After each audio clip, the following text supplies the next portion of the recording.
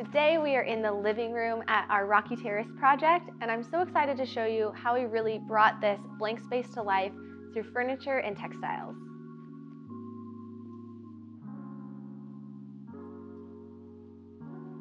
When designing this space, we used this vintage rug as a bit of a jumping off point. I really wanted to use it, and it was a set size, and I knew we could make the size work. We just had to get creative with space planning. I think that vintage rugs always add so much character and just life to a space, so I really wanted to use it. So we tried playing around with it a couple different ways, and ultimately we landed on two sofas facing one another. I think that you'll hear different opinions when it comes to two sofas facing each other by different designers. I actually very much like that look. I love it when the fireplace is framed. And in this space, it actually worked out very nicely because the kitchen is right in front of me. And so it left things open and it created a bit of negative space. When you have two different sofas in a space, kind of like we talked about in the dining room, how to mix dining table with dining chair, I don't particularly love a matchy-matchy look unless you have a very traditional home. Then I think that looks excellent. But this is more of that transitional style where we're mixing two different sofa styles. So kind of my rule of thumb is to do one slipcover and one upholstered sofa, and then mixing up the colors.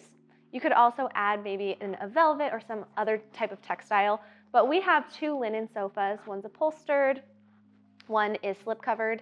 I also like to switch up the arm style. We didn't do that here simply because a slope arm sofa wasn't available, but you can mix a track arm with a slope arm to just sort of kind of curate the space so that things don't look like you're trying to match them perfectly.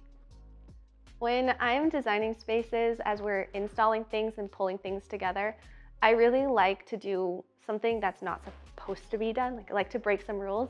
If you're watching this at home, I always think that design rules are made to be broken because I think that some of the most interesting designs come from breaking rules. So I say that because this light fixture is supposed to have shades on it.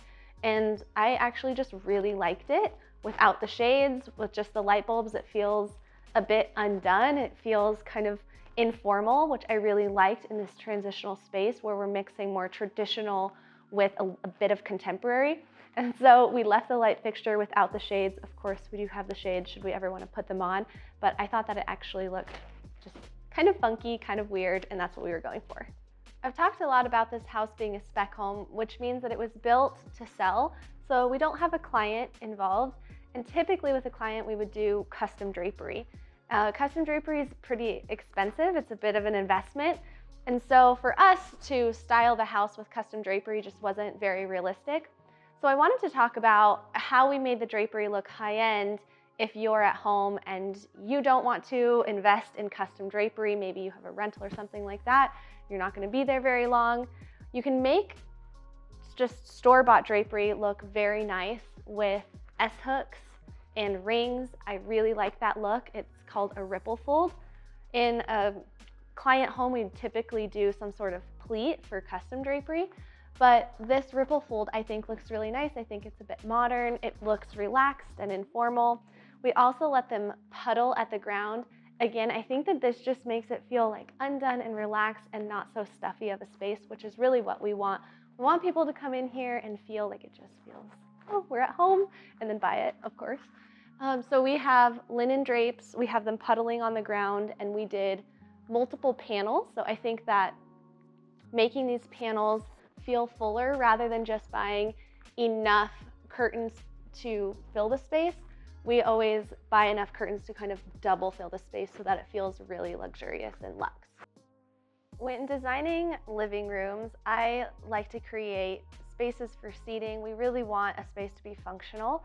So you'll see here we had the sofas facing one another, and then we added some poofs where somebody could sit if you're having a dinner party or something like that. But it also keeps it open for a television above the fireplace because probably a TV will go there. We have art there right now. And then on either side, we have some case goods. Sometimes you see built-ins and shelves on either side of a fireplace, but we added these two different case goods. So we have this small dresser. This could also be used as an oversized nightstand. We do that sometimes for our client homes. But I loved how this felt a bit more traditional next to the modern, more contemporary fireplace. And so this cute little guy, we put basically a giant tree on top of it. We wanted to fill out the space because we have these oversized ceilings or tall ceilings. And then on this side, we have this gorgeous bookshelf that we styled, and we have some bar elements here so you could entertain if somebody was in the living room or just having a little dinner party. And when we were kind of designing the space, we actually initially had this over here and that over here, and we swapped them because in the entryway, we also have some wood tones.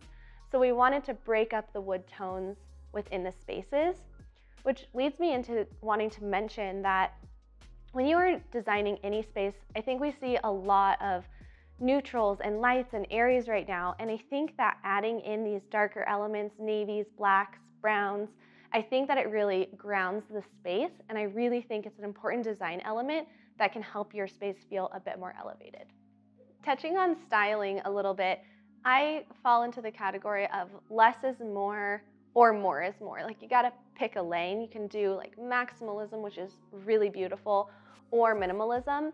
If you're kind of caught in between the two, I think always simplifying, and books are your best friend. So on our coffee table, we just have a couple of stacks of coffee table books. You can always find these at like thrift stores, things like that, antique shops, or at Boxwood Avenue Mercantile. But I just have some coffee table books with very simple elements here because this space is framed out really with seating. I didn't want to put a lot on the coffee table and have it feel overwhelming. Initially, I actually had a vase of flowers and it felt like too much, so I just simplified. And like the space behind me here, we just have that one tree, which is actually a branch, and then just a little dish. We really wanted to keep it simple because over here on the bookshelf, we have a bit more going on.